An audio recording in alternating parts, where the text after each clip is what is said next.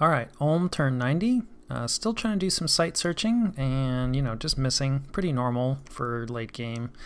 We have our teleports, our golems going out, hopefully to slay a golem. And we're bringing in more Ivy Kings and Yetis, and then we're bringing up a Dome of Flaming Death. This is on our enchantment site province, and this will just burn down someone's lab.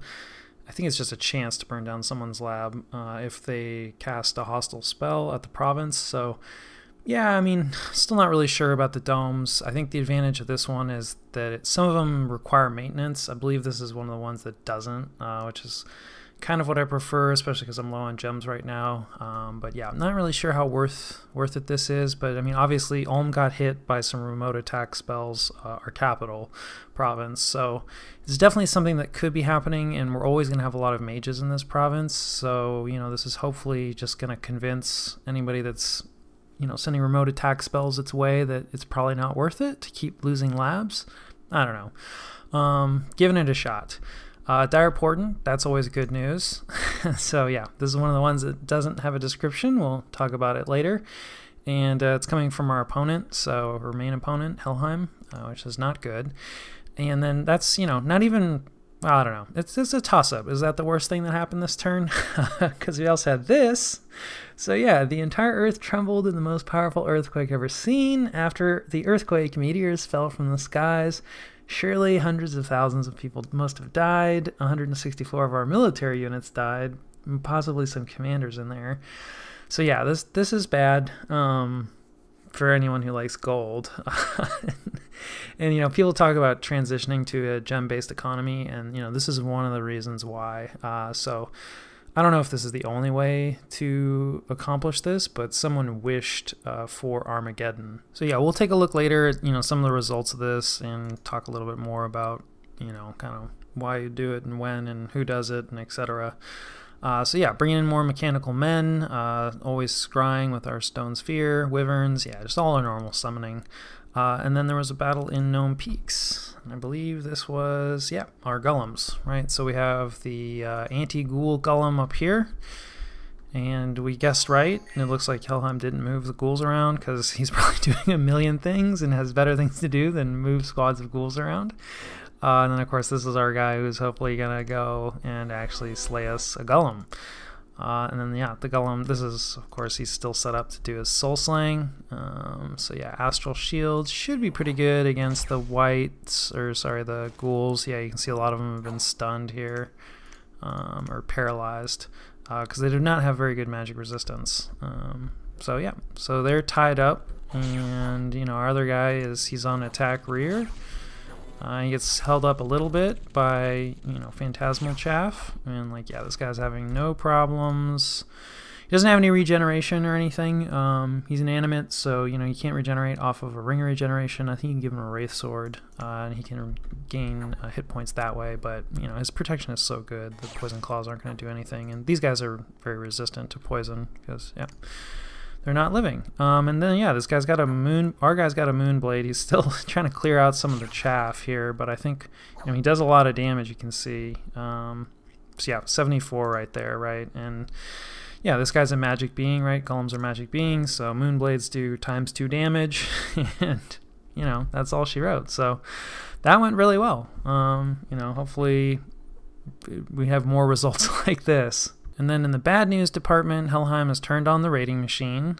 So let's we don't need to watch all of these because it's the classic, probably Van Herses maybe? Van Jarls.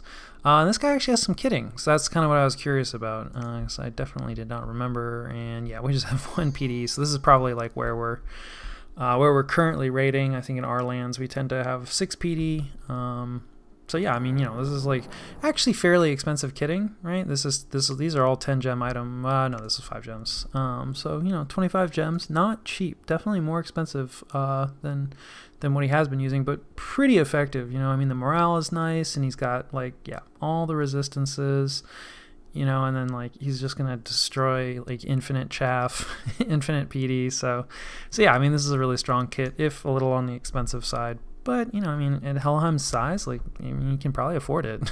So anyway, yeah, that was Trottern. Forgot to put any PD in this province, so, you know, we just lost it. That's unfortunate. And then, yeah, this is a Van Jarl. Let's take a look. I'm curious to see if he's kidding all of these. Yeah. And this is also like pretty expensive. You know, some of this is probably gear that he's stolen from other players. What do you bet? Because yeah, this player seems like he's pretty efficient. But you never know. Maybe he made some of it. But anyway, this is also like, again, right? Like this is 30 gems, so also fairly heavy kitting, which is not good news. Like these guys are gonna be really annoying to take out. More annoying than if he was just sending in unkitted guys. And you know, obviously he has no trouble.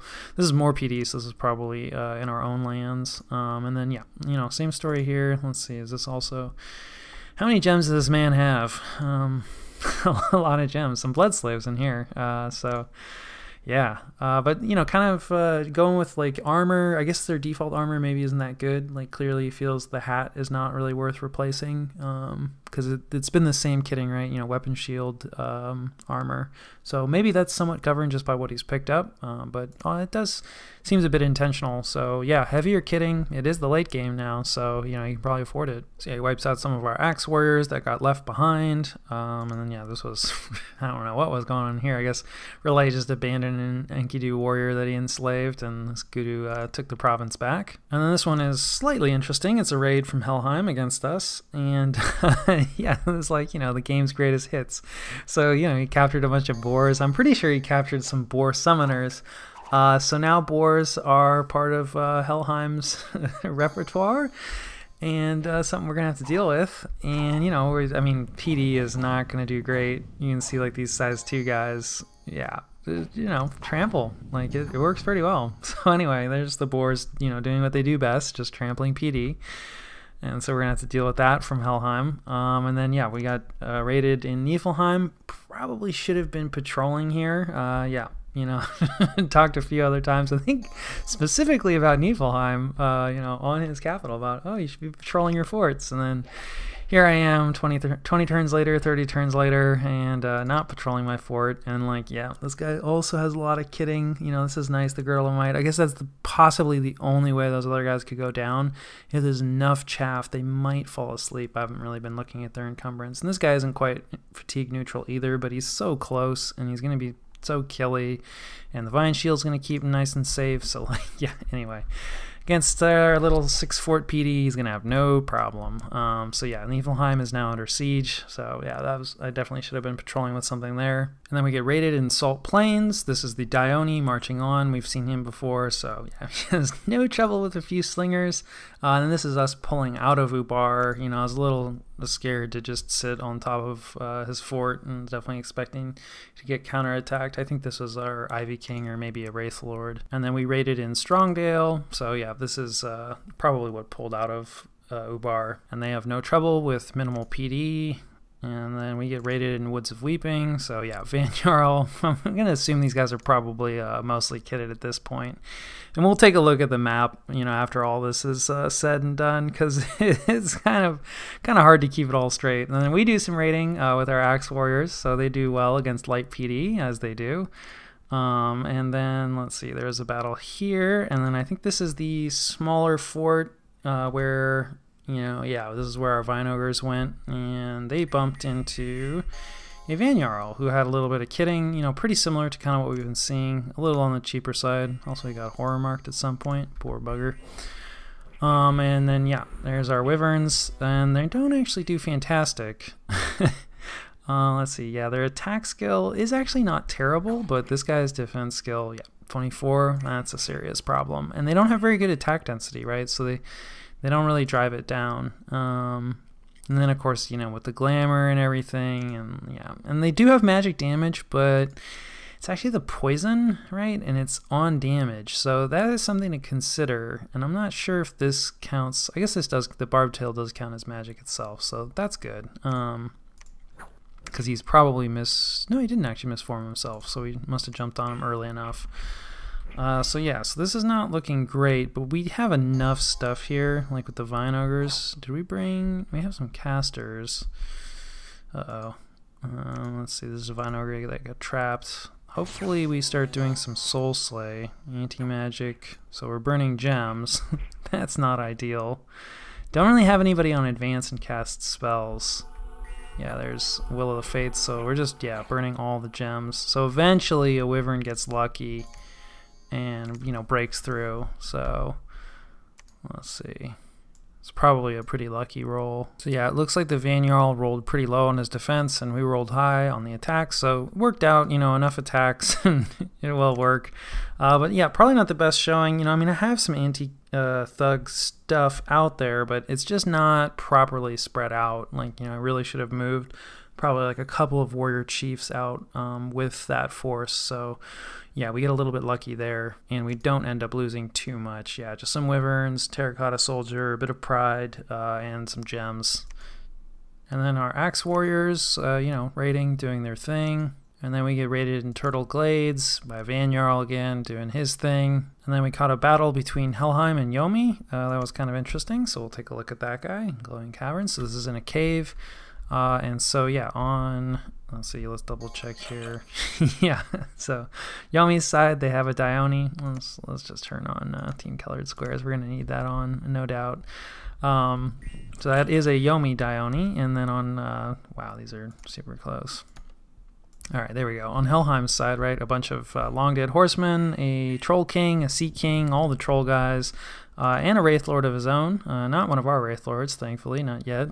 Could be one of Yomi's wraith lords, but yeah, that's one thing about the long dead horsemen. They're pretty fast, so they're headed in, and yeah, this guy's super asleep. You know, he's this kind of, does he have a chest wound? No, he does have battle fright, so that's rough. No wailing winds, luckily, but yeah, pretty low morale, even with the morale hat.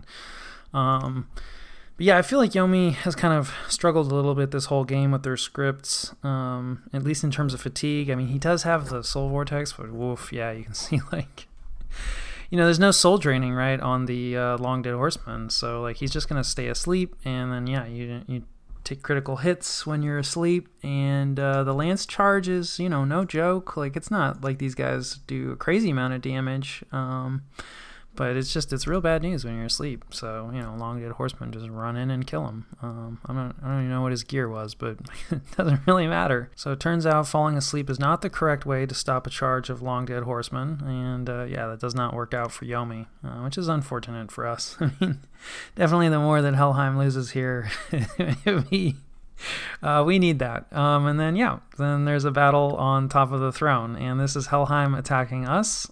So this is not the storm, which is a little terrifying to see, right? Anytime there's a battle that you didn't plan for, that's not what you want to see. And I don't know if you, more eagle-eyed among you, have probably noticed that the skies are looking a little dark. So that's probably going to be bad news for us, especially because we kind of have only just a token force here. We moved a lot of stuff off.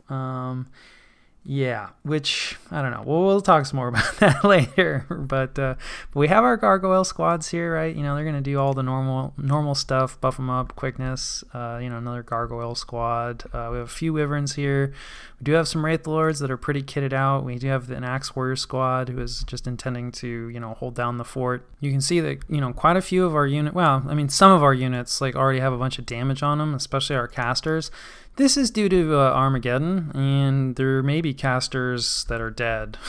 So, yeah, some of the plan may have been damaged. Luckily, you know, the plan wasn't like too complicated. Just buff up our, you know, gargoyles and send in our wraith lords. So, you know, you can see the wraith lords, no damage on them, and less damage like on the gargoyles. So, just again highlighting, you know, in the late game, you know, the squishy human mages, it really is a problem because there's just so many different ways that they can get messed up. And then, of course, on Helheim's side, not so much with the squishy human mages. I don't really see, yeah, a little bit of damage on some of these trolls, right? But, you know, so he's got the Queen of Clouds with a ton of air gems and an air hat to boost her up. So, and she just has a Staff of Storms. This is a really expensive item. Yeah, 40, but worth it. It just automatically casts Storm right at the start of a battle.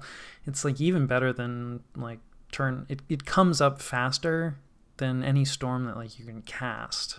So it's pretty good. You know, it's pricey, but it's nice. So yeah, she already has a storm up, so she can do whatever she wants with those air gems. She doesn't have to worry about putting a storm up.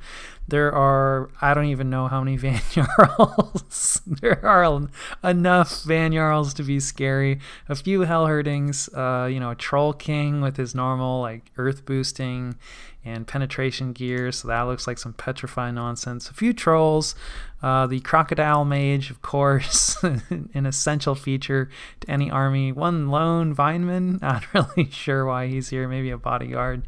He's got some Blood Slaves. I don't know if he has any cap only. Oh, he has a Dwarf hidden in here. Yeah, this could be like, no, not Foul Vapors, Mass Protection maybe. Anyway, yeah, there's a lot of caster support. You know, not really any troops to speak of. Like, even though we pulled a lot of troops off this fort, and we still outnumber them. So, but that's pretty normal from Helheim. And then, of course, yeah, Natural Storm, right? So that's the Staff of Storms. So Storm is already up. No flying for our Gargoyles, which is definitely very sad because their combat speed is this guy a limp? Nope. They're just slow, like, you know, and they have to waddle on the ground. It's not good. So yeah, this is scary. Let's see what we're probably, you know, we know most of our buffs. We're getting, okay, Foul Vapors did come up from the Crocodile, so that's a problem. However, oh boy, that could be bad. Well, this is a Jade Sorceress, I should be careful. Did we get, yes, we did get poison resistance up, I think. Let's actually find a human. No, maybe we didn't. But gargoyles don't care about poison, so that's good news. So anyway, we're going to lose our human mages, but we probably were always going to lose our human mages to something. I think that's a Wailing Winds that I hear, and then of course Wrathful Skies, all the things that, you know, I've been having nightmares about this whole game. They're coming out, and we just have to waddle forward real slowly. And you know, gargoyles are good in a lot of ways, but they, you know, they don't have any built-in shock resistance, right? And they don't have a lot of hit points, and you know, oh, this guy's faster. Curse of Stones, that's probably what that red sky was. Did we get anti-magic off? No, we did not. So yeah, some of our units are, you know, gonna have fatigue issues. Although, you know, gargoyles don't really build up too much fatigue, so, and there's no fatigue play going on, but. Anyway, waddling slowly forward with Wrathful Skies is not good. Our Wyverns rout because their morale is just absolutely garbage. So normally, right, 13 morale, but with Dark Skies up, and then he's got some candles. Dark Skies reduces enemy morale depending on like what your Dominion strength is in the province. And like, yeah, we don't really see the exact calculation here, but you can see that, you know, they've arrived at 4, so that is incredibly low morale. And then of course, like, they're even slower, and Curse of Stone is going to be super rough on them. Wow, this guy got affected. Dang, he's got magic resistance 19. Oh, we did get anti-magic off, but maybe just a little bit late. I mean, a lot of people say Curse of Stones is, you know, kind of useless because it's easy to resist, but you stack enough penetration gear. I mean, like, I don't know, maybe this is a lucky roll. I don't know if all the Wyverns got it, but still, magic resistance 19. And the magic resistance may have come up after, but still, you know, it was like a decent magic resistance. So yeah, we're getting absolutely blasted by lightning here. I think these are Helheim's trolls, so we're actually finally, and then of course, yeah, Wailing Winds. What else is up? So, oh, Mists of Deception. So let's see. So there's some, it's kind of like Howl, right? So phantasms appear, I think, at the edges of the battlefield, and yeah, we don't get confused. That's good. I'm pretty sure there's an air one that confuses you. But yeah, so it limits projectiles and projectile spells. So, you know, range stuff gets extra screwed over, which is okay. You know, we're not planning on doing a lot of evocations or anything like that, so that's not the end of the world. Of course, you know, running into, like, getting slowed down, yeah, here's like a phantasmal being that's coming in, right? So, you know, these guys slowing down are already slow stuff. That is gonna suck, definitely. And then of course, you know, our human troops are routing. Their morale 3, even lower, you know, Curse of Stones as well, of course. So yeah, you know, we're pretty much relying on the gargoyles, who I think, yeah, are morale 50, although they've routed because our magic leadership is gone, right? So Yeah, I think probably, yeah, our mages are at morale 4, and you know, they're also getting poisoned. At least our Jade Amazons aren't getting poisoned, but they're also at morale 4, and we didn't even manage to get a morale hat on this one. Not that I think it really makes a difference. Looks like, yeah, okay, here's a guy with a morale hat, but you can see, like, yeah, no, doesn't matter. So yeah, this just kind of highlights that, like, you know, and now of course, like, all of our gargoyles are just going to disintegrate, which is super sad because they still had a chance to do something. And there's like army of phantasms, I think, coming out. Oh yeah, here's our wraith lords. They're still trucking, right? There's that morale 30. But I saw, like, I think a Wither Bones in there, so he's got at least one Death Caster in here. He does, his cap only guys are Death Casters. And then, of course, they're all priests, so they're going to slam these guys with banishments. And, you know, I mean, these guys are pretty nasty, but unfortunately, again, okay, this guy, here's our chaff-reducing guy. So not all is lost. Like, we still have a hope, although they're in the same square, too. Oh, that's rough. We don't really have any, like, shock. This guy's got a little... Oh, no, he's got good shock resistance. How does this guy have 30? Oh, he's got the plate. Okay, nice.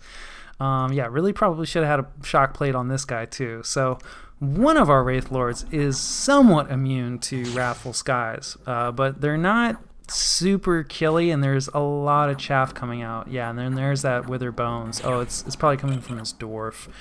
And Wither Bones does a lot of damage, and we don't get to drain from any of this, right? We have Soul Vortex up, although I do think they both have, yeah, they both have Rings of Regeneration, and they both have Amulets of Anti-Magic, right? So their magic resistance is not fantastic, but it's good. This, I mean, anytime you're over 20, I feel like you're in a good place, not a great place. So it's going to be a little harder. Not actually sure. I'll have to double check if Wither Bones is a magic resistance check. Luckily, they're missing, but you can see, like, this is a lot of chaff for them to cut through. Now here comes a Van Jarl. Get it out. So yeah, this guy's really dangerous. He's been fatigued out. Does he have? He has a little bit of cold resistance. Why is he fatigued out? Let's see. Yeah. So I mean, because our Wraith Lords have a cold aura, but you can see that, like, you know, he's doing basically nothing. You know, because, oh wait, no, hold on, there we go. So sometimes our cold aura is going through, so I'm guessing that's why his fatigue is so high. He's not quite fatigue neutral either, though this is really high fatigue. He may have been doing some casting too. What have you been doing, Van Jarl? Let's see, a little bit of casting, pull from the grave. Yeah, then he went in. So yeah, that's not like a ton of casting. So yeah, so I think, you know, our cold aura does look like it's getting through. I mean, 5 cold resistance obviously is not a ton. And Wraith Lords have, you know, decently strong cold aura. So something to consider. You know, 5 cold resistance definitely helps a lot against the auras. You know, you can see most of them weren't going through, but enough checks, right? These Wraith Lords are hanging out, and they got earth melded. Don't you guys have enough strength to, oh boy, limp. Let's see, chest wound, that's not good. Yeah, I would have thought they had enough strength to break it, but I guess not. They don't actually have a ton of strength. Ooh, 21. That's rough. Who got the 21? Let's see. Nope. Yeah, Van Jarl. No surprise there. So yeah, Van Jarl, super dangerous when he wakes up, and, you know, there's just enough, right? Skeletons are being produced, the phantasms are coming in from mists of deception, and then probably phantasms are coming out from some of the aircasters periodically. And then, you know, I mean, this Wrathful Skies is somewhat dangerous. Let's see. Wow, a lot of shock resistance. He must have a ton on the Bless. Let's see here. 10 on the Bless. So how the heck is this guy 30? He must have been doing some casting. So yeah, put a couple spells up. Although it looks like he might be having some aura issues, like in his back line. Because, yeah, some of these guys are super fatigued out. Do we have a... Did I miss a... Ooh, what's Fields of the Dead? I don't even know this one. Let's see. Evermore Walking Dead will emerge from the ground. Recently killed soldiers. Okay, so I guess he just gets Solus being generated. So, like, yeah, just more chaff production, which is not good news. Doesn't look like there's a fatigue play up, though, so I'm not sure why some of those Van Jarls are so fatigued out. And yeah, there goes one of our Wraith Lords. Was that a lightning bolt that got him? Probably would be my guess. The one that, yeah, and we lost some other ones, too. Let's see which, I don't remember which one. Oh, this guy went out early. Yeah, so this was not our guy, but some Wraith Lord earlier got murked by some lightning, and then this is probably our guy. No, it was a Van Jarl that took him out. So there you go, Van Jarl with a firebrand. Very dangerous. Like, we don't really have fire. We have a little bit of fire resistance from the helm, but yeah, not a ton, not enough to stop a firebrand. And unfortunately, that was our chaff clearing guy, the one who got killed. So now we're pretty much screwed. I mean, we were kind of screwed anyway. Yeah, and I'm not sure what got him. Could have been lightning. Could have been the Van Jarl. Oh, he's retreating. Or maybe this is a different guy who's also just hung up on a bunch of garbage. So yeah, we didn't have enough like chaff clearing stuff. Yeah, spoiler, that lone Wraith Lord that's been routed, he doesn't carry the day. So yeah, we lose that. So that was rough. And of course the Queen of Clouds. A lot of this is just phantasms and stuff. And then of course Wraith Lords killed a lot of stuff, but phantasms and skeletons. And so Helheim does lose a little less than half of what they bring. They lose 7 Van Jarls. They probably find a lot of the gear that those Van Jarls had, if they were geared. Which is killing 7 Van Jarls is not, that's decent. You kill a Hell Hurting, some trolls, but we don't really kill anything important. Ooh, this is a Dwarf of the East too. Nice. This is a really high level summon. I think it's specific to some of the Norse nations. If you summon all these dwarves, then it's not Armageddon, but it's also there are many different Armageddon possibilities. There are lots of ways to ruin the world in Dominions, and summoning all of these guys is one way to do it. But as long as you don't summon all of them, you're okay. So I think there's 4 of them, one for each direction. So anyway, yeah, we don't kill anybody important, and we lose a lot. 107. Really, it's the gargoyles that hurt the most. I think the axe warriors we don't really care about too much. Honestly, the human casters at this point, it's kind of we can see that their effectiveness is really dropping off. So even losing some of our cap guys is not the end of the world. The flame spirit hurts, right? That's gems, a lot of 30 gems. And then we don't actually, the wyverns get away, those cowards. Which we don't really, let's see. And then probably some guys die in the retreat as well. Actually it looks like most of them made it back successfully, so that's something. Oh wait, no, there, of course, our cap only commander is killed. But yeah, so I think just highlights there wasn't much in this fort, right? It said it was something about 35 units, and this is about 35 units, right? Maybe it didn't bring some stuff out, or maybe the scry was slightly wrong. And I was okay, we should be able to take that. And well, I've been watching Helheim just absolutely eviscerate people with elites, and somehow I was well, there's not that much stuff, we should be able to take it. The kitting on our Wraith Lords was a problem. I think the ratio of anti-elite to chaff clearing was clearly not good enough. Now, Helheim did bring out a lot of chaff, so probably we needed some more Wraith Lords in general. I just don't think we had enough Wraith Lords. The wyverns, yeah, when there weren't that many, they didn't do well. The gargoyles really kind of suck when storm is up, and I just didn't have enough experience, so that's sort of just a lesson learned.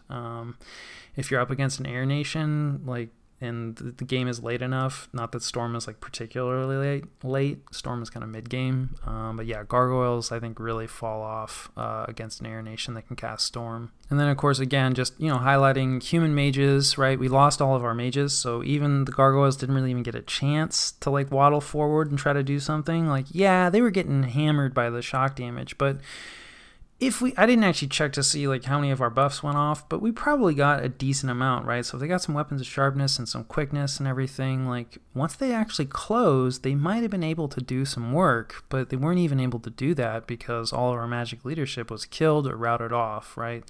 So again, just highlighting like human mages unsupported in the late game. It's just unacceptable. Like, you just can't do it. Now, we did have the Flame Spirit here, but he no doubt took a lightning hit, right? So I needed some anti-lightning gear on this Flame Spirit to make sure that I had magic leadership. You know, if you're going to be using magic beings, right? Which I am using quite a few magic beings, So, yeah, I mean, a learning lesson, or, you know, a battle that taught lessons, definitely some painful lessons. It's not like we did nothing, but, yeah, it's a rough one. That said, it's probably a good thing that our, you know, majority of our human troops weren't here, because I don't think they would have done. Yeah, I'm not sure. You know, it's like I, you know, pulled a bunch of stuff off, but, I mean, part of why I pulled a bunch of stuff off was because I was worried about something like this. And, you know, and I'm like, well, the human troops probably, like, aren't going to do that well in this sort of scenario. And I mean, you know, our Axe Warriors, they probably killed like 6 Phantasms or something. So anyway, definitely like a major loss. That hurts. Was really hoping to capture this and, you know, maybe have this learning battle farther in the future after we have more territory.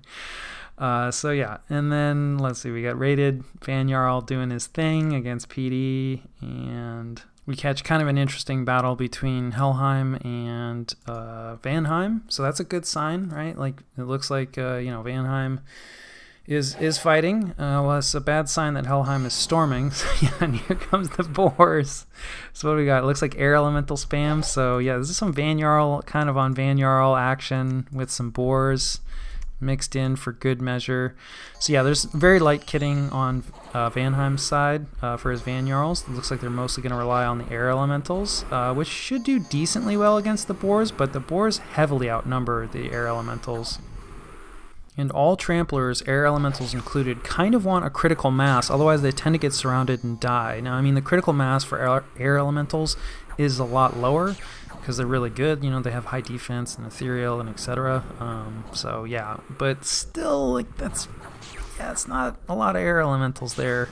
So yeah, Shockwave coming out. You know, these boars can trample. No, they can't trample because they're only size 3 now, right? So yeah, so Helheim did not take larger on their bless because they didn't build their bless around boars. Totally understandable. But anyway, these boars are not nearly as dangerous, right? Because now they can't trample cavalry, and all of Vanheim's commanders are cavalry, so they're size 3. So yeah, I'm actually thinking, like, you know, these guys, I mean, it's a lot of boars, but come on, guys, you should be able to take some boars. But yeah, they're going down. You know, I mean, there's enough guys here. Is one of these, why is somebody getting trampled? Hang on. Has someone been shrunk? Someone's been shrunk, haven't they? No? Yeah, I'm not sure what's going on there. So yeah, I mean, I think one of these guys is somewhat, yeah, this guy's really kitted. So, like, this is kind of their one hope here. Not actually a ton of entangles going on. Would have expected more. I guess maybe they're breaking out. These boars are really, really strong. So they have low magic resistance. So they do get tangled up, but then they probably break it relatively quickly. And then, yeah, Shockwave doing its thing. But yeah, a lot of Van Jarls dying. Is this, oh, you know what? This is an enemy Van Jarl, isn't it? God, they're so hard to click on. I can't actually wait. Is this okay? Wait, I think Vanheim's paths are blood. Hang on, let's see. Is there a Van Jarl back here? We can confirm this. No. So yeah, I don't know. You tell me. But probably there's, yeah. It looks like this is a Helheim Van Jarl, and he's probably doing some of the killing of the Vanheim Van Jarl. So, oh boy, see that 10 times fast. So anyway, also there's an Ivy King coming up here. He's pretty kitted out. He's definitely somebody who also could kill, you know, the kitted Van Jarl, and yeah, that's probably what happened there. And then of course the boars are routing at the end, as boars do. So yeah, that was like not a terrible defense there, but yeah, that hurts, losing 6 Van Jarls. And you know, Helheim just all he has to spend is boars.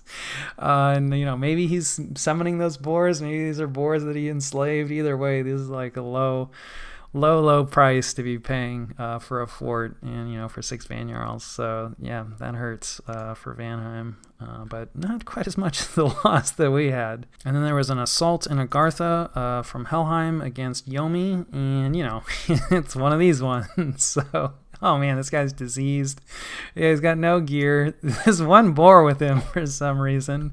But the fort is not empty, so yeah, there's no way that this is gonna work. So the birds come in, and yeah, like maybe he just, he wanted a good death, right? He didn't want to just die in his bed from disease. He wanted to go out fighting great eagles. So anyway, a very light poke does not work, and Yomi keeps Agartha. So yeah, then we had some unexpected events, a hurricane, like who cares, Armageddon, people being sacrificed, yeah, some water gems, that's nice. Oh, and some people just revolted, sure, why not, like, let's see, we probably, oh right, there's no battle when they revolt, so that's cool, it's just independent now. That's fine. We have a lot of counter raiding that we're going to need to do.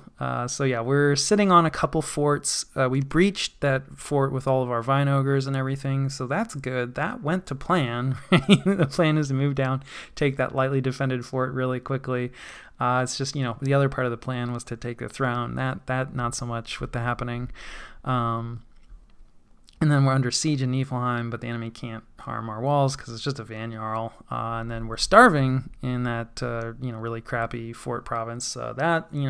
Most of our troops don't need to eat, so I was a little bit surprised by this, but apparently it still brought too much stuff. There's probably not too much starvation. And then, yeah, so gonna start seeing this a decent amount. So this is Armageddon related, right? So money is not really a thing anymore, as we'll see shortly. So this is, what you can see when, like, troops, I don't think they're deserting yet. I guess you get, like, one turn of being under, not making enough money. But yeah, troops will start to desert, commanders will desert, mages will desert. The rate of desertion is relatively low, so it's not the end of the world, but it's not good, and I just hate it because, like, you lose stuff, like if you have a bunch of gems on a scout and that scout deserts, oh man, and then like mages will desert, right? So you're going to go into battle and you're just sitting there wondering, it's like, okay, I have this critical spell, maybe this person deserts, maybe they don't. Your sacreds will never desert you. So that is something that, you can use to your advantage if you have sacred commanders or sacred mages and you're in this situation, try to put gems on them, script critical spells on them. The rate of commanders deserting is pretty low, so like it's not, you can take battles and like, yeah, probably everybody's going to show up, but like, oh man, like, this is a stressful enough game as it is, like, you have to load up a battle and it's like you just roll the dice. It's like, are all my spells going to go off? Is everybody going to be there? And if a commander deserts all the troops that he's leading, they just flop in the province. They don't make any move that you had planned for them. So anyway, obviously you don't want to be in this situation where you can't afford to pay your units, even though the rate of desertion is relatively low. And, we can't afford to pay our units. Also, Marverni was vanquished, so... goodbye, Marverni. You live on with your boars. Continue to capture provinces and be a part of this game. So, yeah, a lot of respect. It was really fun, to watch them. Would have been nice to see like some of their earlier battles, where the boars like must have done really well because Marverni got pretty big. So yeah, and then a bunch of our immortals, right? We lost all those Wraith Lords on top of the Throne Province, but we only lose the gear, so not the end of the world. So let's take a look at the map situation. So we don't have too much penetration, right, into our like core territories, right? So you can see like, Helheim has focused their raiding kind of like here, which makes sense, right? This connects with their territory. And they're clearly moving, towards our throne, right? Which makes sense. Like, we're expecting that. We have a bunch of stuff here to defend, so that's not the end of the world. Here's that Dione who's, starting to get a little deep. Might actually try to jump on, one of our forts. We are patrolling, I think, pretty much all of our forts now. So yeah, so no more free forts, like Niflheim. Like now we actually have patrollers. And you always want to try to strike a balance. A lot of what Helheim has been using is not stealthy, but if it's rare you're going to be able to patrol and stop like a major army. So it's like, you know, what you patrol, you want to patrol with enough stuff to stop raiders, but not so much stuff that, you know, it's going to be really painful if you lose it, if they jump something major on top. So anyway, you know, always, you know, trying to balance that. So we're patrolling with some stuff on most of our forts, but like, yeah, deeper in, like still not doing any patrolling. So, well, a little bit of patrolling, but that's just like wolves and stuff. So, you know, Helheim has not penetrated this far in yet, so kind of hoping that like we don't need, you know, we're still trying to do some research, right? We'll talk about research later, but anyway, there's still research we would like, so we're still trying to do some of that. Counter raiding, of course, like this is like, you know, mostly Wraith Lords, also some of our kitted Ivy Kings, there you go. And then, yeah, most of the Axe Warrior raiding is taking place down here, and you see this is where a lot of, you know, Helheim's raiding has also been focused down here, and we can actually see a stack of Hellherdings here, just 20 of them, and this is kind of unusual. I guess they must have, no, they didn't raid. Not really sure why we're seeing these guys. Does somebody have Spirit Sight? Oh, yeah. There you go. So we have Spirit Sight. Nice. So they must not be hiding. So yeah, units with Spirit Sight can see glamored units. I think I always forget the rules. I'll have to look it up. but yeah, a rare sighting of Hellherdings, which is not a good sign. So anyway, you know, continuing to do, like, you know, we got a few raids. Unfortunately, these are, you know, disconnected now, so we're moving back, you know, in an effort to try to reconnect them. Still stealthing out, like with a lot of our Axe Warrior groups. We've lost a few Axe Warrior groups. And then probably the biggest thing is, you know, we're going to go in for another beating on this throne. So, yeah, we have a lot of stuff. It's human stuff, and you know, this is it's a very aggressive move. I think part of the problem, right, is like you can see, you know, we're losing. We don't have enough money to pay for all these human troops. So, you know, I kind of felt like it's like, well, it's like a use it or lose it situation.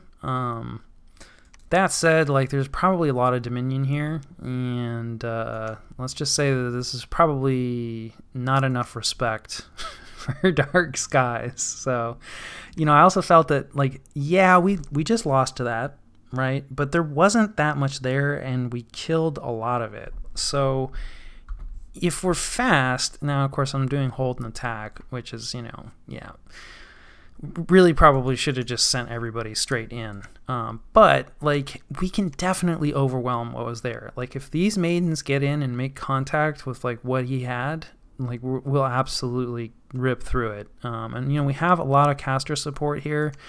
You know, I mean, like, it's not like these human troops are going to get better, right? The only argument would be to pull the human elements out, right? Like our maidens out, and use them in places with our own dominion, right? Where Dark Skies, I don't even think has any effect. I'll have to look up. Actually, we can probably just look up right here. Let's take a look. Dark Skies, how do you work? So yeah, enemy morale lowered by 1 point for each point of dominion, and then also slight darkness. So I think probably the play would have been to pull the maidens out and use them defensively in our own territory. Honestly, probably break them out into packets, you know, for anti-raiding, right? And then take some of our magical troops, you know, that maybe higher morale. Yetis don't have amazing morale, but like definitely like the Wraith Lords and stuff who, you know, have perfect morale. Like take units that are going to operate in these really hostile conditions more effectively, right? So bring the maidens home, use them for counter raiding, bring the other stuff out, use them for attacking. This is hindsight. So, you know, I think also too, you know, I hadn't really played, right? So Armageddon, you know, like money is no longer a thing for us. Like Alm is just completely wrecked. So I was like, growth is really important until it's not. And this kind of always happens, I think, just because there's so many different ways. Like if the game goes late, there's so many different ways for the world to get wrecked, right? Somebody summons all the dwarves, you know, Niflheim does Illwinter, you know, somebody wishes for Armageddon. It's built into the game, right? So most games, not all, but most games have a cataclysm, right? And we're going to have a cataclysm in 1 year, which I have not played through Cataclysm before, a Cataclysm. I've seen it a few times, so, but there's a significant population loss there as well. I think it's roughly the same as Armageddon, in addition to some other fun stuff.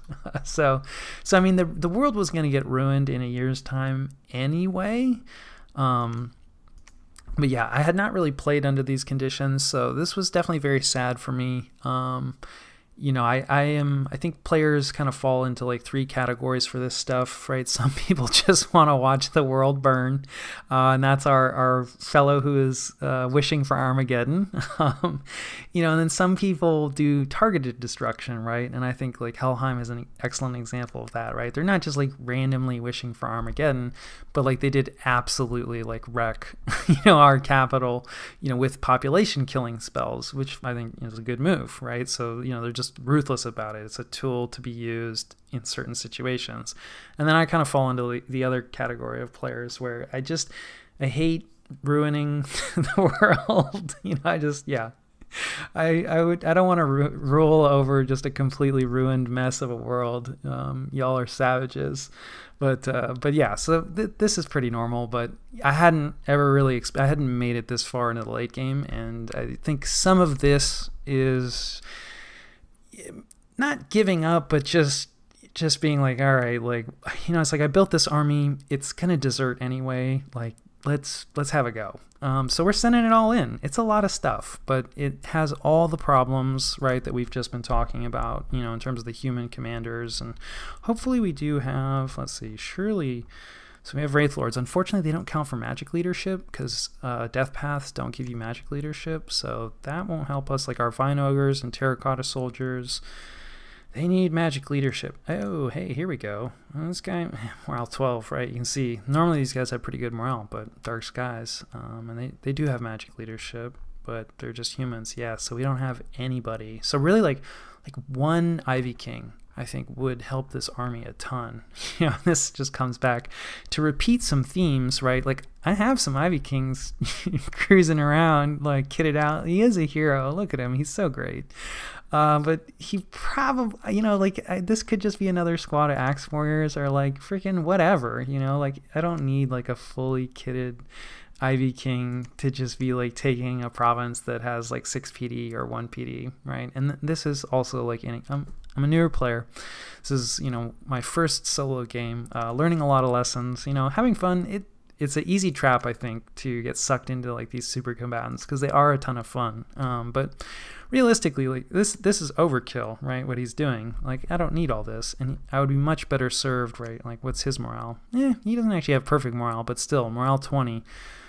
Much less likely to break. You know, I'll actually have to do some research. You know, it's way too, maybe like a whole video, in terms of like, well, what can provide magic leadership, right? That's unroutable, that can survive in like a Wailing Winds, Dark Skies situation, because the list is probably somewhat limited. But anyway, definitely, you know, was not fully prepared. I mean, I did try to prepare. Like, you know, I do have, let's see, you know, there's a lot of morale hats running around here, right? It's not like I was doing nothing about the morale plays, you know, and I thought like, well, like with the hats, you know, their morale is like, I don't know, 15 or so. It's still not great. Morale, Ulm, early age Ulm actually kind of has some morale problems, at least for their commanders. But, you know, with the combination with Dark Skies, like, forget it. Like, morale 7 against Wailing Winds. So, yeah, I think, you know, this is somewhat just a YOLO move. And we do have so much stuff that, like, we might be able to overwhelm it. We might be able to overwhelm it if he doesn't reinforce. But it's, you know, here's a stack of Great Eagles. Anyway, so we're going back in. We want more of that beating. And then we're trying to break siege here, which is a little risky because, you know, this is just some really chaffy undead, but then also our ghosts, and no mage support, which is a little freaky. I mean, we don't care so much about these undead, but like these ghosts take a long time to summon in, and if to lose them unsupported would be very sad. And probably should have brought like some mages out. You know, I mean, these mages aren't great for support, but, you know, could have done a few things for these ghosts, definitely, and probably should have. But I mean, it's just one Van Jarl, right? And Ghosts, let's see. The reason that I've been summoning ghosts is they're not bad, right? They have a magic attack, like a life drain. It's only attack 10, right? That's the big problem. But they have a fear aura, right? They have a chill aura. And we've seen like chill auras can definitely do work against like those Vanjarls. There's no cold resistance on that bless. So these guys surround him, and then all the Chaffee undead are in there surrounding him. They should be able to drive the defense down, freeze him, life drain him to death. Yeah, I think this can work, definitely, but a little risky to send him out without some mage support. So I think, if I was doing it again, probably would have, sent some mages out with him. Probably not worth sending Venom Spew out. Still looking for a window, to try to use him in. We really kind of need. The problem is like you see, like Helheim doesn't really have like big stacks, so he's not as vulnerable, to like a Wind of Death play. So something to consider. Doom stacking is very common and something that a lot of people do in the late game, myself included, but there's a lot of risks that come with that, and I think Helheim is kind of demonstrating that you don't really strictly need it, right? He's got these Great Eagles for his siege strength, and then he's got a bunch of really nasty casters, and then just a few elites as like bodyguards and stuff, and well, it whooped me. So we'll see. We'll see if my Doom stack of stuff will be able to chew up his couple sacreds. And then we've got our patrolling to try to catch raiders, and we got some counter raiders heading out. And then let's see. Let's take a look at research here. So we're trying to get enchantment 9. Let's see. It does, I think, we've talked about this a little bit, mostly for Gaia's Blessing. There are some other cool stuff. Fields of the Dead is something that, Helheim just cast, so he's already at enchantment 9, but, no surprise there. And then Evocation 8, right, that's for Pillar of Fire, and then not sure what Thaumaturgy 8 is, although that stuff is kind of, aspirational, so... probably Call the Worm That Walks. That's another way to get like some immortals. It's like a nature immortal, which is kind of cool. Otherwise, like we cannot cast like most of the rest of that. Maybe like Black Death or Stygian Paths is a way to move armies around, like a magic phase movement for armies. Although there are, if you travel the underworld, not everyone's going to make it. So there's some issues with using that. But at our rate of research, it's going to take us a second to get there. So anyway, that's what we're doing for research. The global situation, of course, the big change, Dark Skies, we've talked about that a bunch. Otherwise, I don't think anything's really changed. So all the same globals up otherwise. And then, let's see, our gems, they're doing okay. As the rating goes, we'll have like more or less, like depending on how we're doing. We're probably down a bit overall. We can actually probably take a look at the graphs. Will be the easiest way to see that. And then we do have quite a bit of gear stacking up. So we are at least, we're getting the shot, like this shocking shield will be good. We really need to focus on like some chaff clearing gear. So I think some more brands, like frost brands, would be really good. So it's not great that we have all this gear stacked up and haven't really found a time to use these water lenses. So anyway, a decent amount of gear stacked up. These copper plates are good. Probably should have had a few more of those handed out to our Wraith Lords. So anyway, that's the gear situation. Let's take a quick look at the graphs, because that's probably the easiest way. So you can see, so we're losing, right? We started the war, that's good, and then we pretty much lost all of our gains immediately from Helheim's counter rating, so that's not ideal. And then our gem income tanked. So and I think Helheim actually does a decent job. I was maybe a bit too random in my rating, right? Where I'm just focused on like, I just want to take provinces, but you really do need to pay attention to what provinces are most valuable. And I'm definitely more used to playing earlier, like early mid game, where really valuable gold provinces, are kind of what you want. But in the late game, it's actually like the gem heavy provinces, I think, that are the most valuable, right? So you can see our gems like really tanked, and I think that's probably because Helheim is focusing their raiding efforts on retaking provinces and taking provinces that have gem incomes, and that's definitely something that I'm learning. So anyway, so Not going great. Turn 90, not my favorite turn, but you know, we're not out of it. We still have a lot of forces left. You know, we have some stuff stacked up. You know, we still have like plenty of defenses, is what I mean. One, you know, this is already long, but a quick side note, these trolls, this is really shouldn't have them just sitting here, right? These guys, they take a lot of gold, right? 48 gold a year. This is like a mage, basically. So I think, you know, this is the right idea, but the wrong tool, right? So, you know, I talked a little bit about how I want these guys as bodyguards so we can soul drain them, so we can make a bazillion skeletons and choke the gate. Totally fine. Like, I think that's a good idea. I think, you know, having one Wraith Lord per like really important fort, totally worth it. However, trolls actually have decent magic resistance, and you get a magic resistance roll against soul drain. So it's actually, so, you know, I was thinking like, oh, they regenerate, so we'll just be able to soul drain them forever. But that's true. Like, regeneration is nice, you know, for having just soul drain batteries, but it doesn't work if you can't soul drain them. And, you know, we'll get some rolls through, but yeah, these guys are not ideal because of the higher magic resistance. And then also because they take a lot of upkeep. And I knew about the upkeep issue, but I just was like, well, you know, it's fine. I could afford it before Armageddon, right? But now I definitely can't afford it. So yeah, I would not do this again. I don't recommend using like trolls this way. I think actually probably the play would be to use Vine Ogres. Because Vine Ogres have miserable magic resistance, they cost no upkeep, and they don't regenerate, but they have so many hit points anyway. It would have to be like such a long battle for you to completely soul drain these guys down. So yeah, so I think Vine Ogres are a good choice. There's probably other good choices out there, but don't use trolls. Send those trolls into combat, get them killed, because they're going to use up your gold that you just don't really have in the late game. So yeah, I think that covers it. Yeah, that was turn 90.